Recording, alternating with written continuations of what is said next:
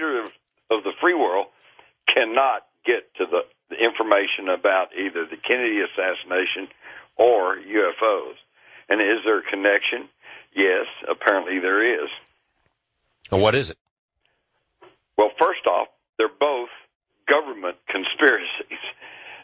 In JFK, once you get past the idea that one lone nut assassin, Lee Harvey Oswald, killed Kennedy, and most Americans are past that. The latest polls show upwards to 85% of the general population now believes there was a conspiracy to kill Kennedy, which means it has to be more than one person operating. Once you get past the lone nut assassin, then you're into conspiracy. And then you have to ask yourself, how come a conspiracy to murder the President of the United States after 45 years has not been solved, and in fact actually has only been addressed twice officially by the government, and why don't we know about it? And that's because at the level of the federal government of the United States, in this case, we find fabrication of evidence, destruction of evidence, alteration of evidence, and intimidation of witnesses. Sounds like UFOs. Sounds like UFOs. Exactly. Same methodology. And we find the same thing in the UFO issue. Now, oddly enough, some years ago, there were people who were claiming that Kennedy was killed to keep him from revealing secrets of the UFOs. And I, for one, kind of raised my eyebrow at that.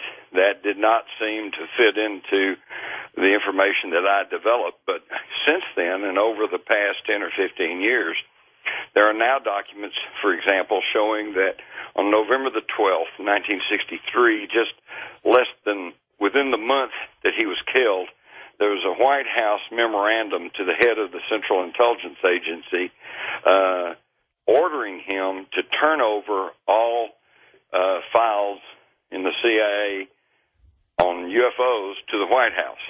And the reason given was that we were fixing to go into joint space exploration with the then Soviet Union, and that Kennedy did not want them to get the idea that we're using this cooperation in space as cover to spy on them. Wow. And he said we must separate the knowns from the unknowns. And on that very same day, in a document out of the Kennedy Library, we find him advising James Webb, who at that time was the head of NASA, that we were going into joint space exploration with the Soviets and that he expected his full cooperation. So that means that was the day that he was working on space and potentially the question of UFOs. And within the month, he was murdered in Dallas. And to the best of my knowledge, none of those CIA files were ever turned over to the White House, which have been, you know, as well as I do, George, that would have been tantamount to making them public because aides and secretaries and all these, somebody would have blabbed. Holy cow, I've never heard that. I've never heard that in all the years of looking into this. That's fascinating. Isn't that fascinating? And to further support that, Nikita Khrushchev's son, in a article in the Associated Press, I believe, confirmed that his dad and Kennedy had agreed to go into joint space exploration. So now you not only have a reason to kill him, to shut him up about UFOs, but also to prevent the end of the Cold War. Yeah, that's a lot of dollars in a lot of people's pockets. Let me bring a lot of big bucks. Let me bring this back to Sci-Spies. When you think about, if you accept the idea that there are government conspiracies on a wide level, that governments of both parties, administrations of both parties have lied to us about big stuff, and then you realize that this technology or these abilities of Sci-Spies is real. I mean, on one hand, you want to have our government, our military, to have the ability to project consciousness and gain intelligence and find out what the bad guys are doing. On the other, you worry about how that ability could be used, don't you? Exactly. You know, there's been a big ongoing controversy since 9/11 about government wiretapping, government surveillance, and that's just using the old technology. Nobody stops to realize that with remote viewing, They can come look at you anytime, anywhere. And, of course, then that prompts the question, which I've been asked on several talk shows, well, if they're so good, why didn't they go find Osama bin Laden? And the answer is simply this. One of the best Army remote viewers happened to be in New York during the 9/11 attacks, and needless to say, he was very upset. And he told me personally that he had contacted people deep within the government, and he told them, give me the word, I will find Osama bin Laden. And he was told, no, don't do that. We don't want that. But they don't want to find him? Why would that be? They don't want to find him. Why would that be? If we find him and catch him, then they don't have a boogaboo to hold over our heads and ratchet up the fear factor. Okay, let's talk about some of the stuff that was in your Alien Agenda book. You go into Ingo Swann, who's sort of like the father of this whole stuff, and right. And some of the experiences he had, including you talk about this Mars experience, where Ingo had some sort of visions of stuff that was going on Mars, that there were beings up there. And then the Russians, and I know this from my own experience of going to Russia and talking to them, they sent up a couple of probes, the Phobos probe that got destroyed or disabled somehow. All this sort of ties together with the Sci-Spies, right? Exactly. Explain it.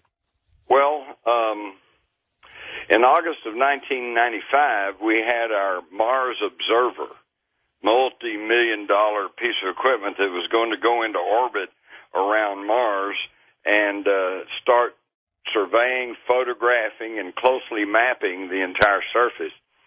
And yet, just as it was entering the orbit around Mars, we lost it.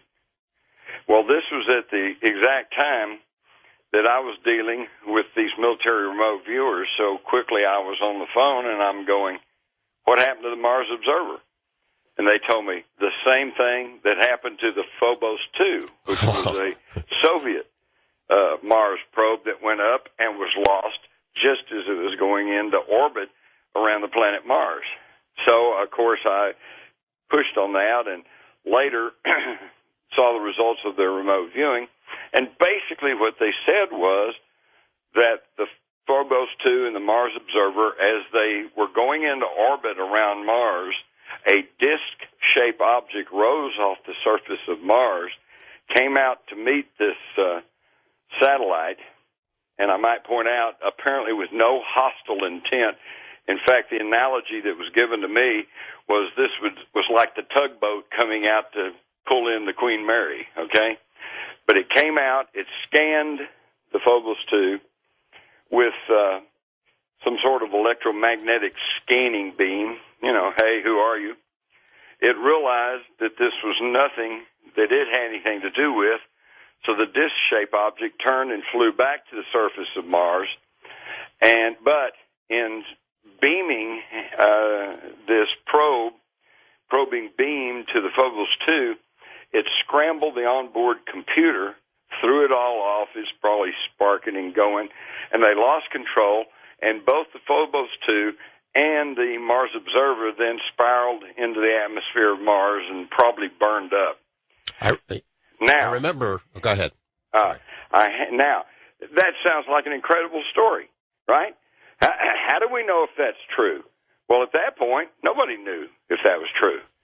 But some astounding feedback came because I have a drawing that the remote viewers did, and it shows not a perfectly cylindrical or perfectly circular object, but kind of an erratic, I'm trying to describe it, maybe it looks like the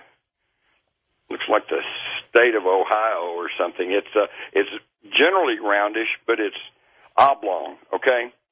Again, just an incredible story, but how in the world would we ever know? Well, it turns out that the Phobos 2 was snapping photographs right up until the time they lost control. And in 1989, that's when the Phobos 2 was lost. And then several years later, like about 1994-5, cosmonaut Colonel Marina Popovich visited the United States, and when she was at a press conference in San Francisco, she held up one of the photographs, last photographs taken from the Phobos 2, And lo and behold, here's an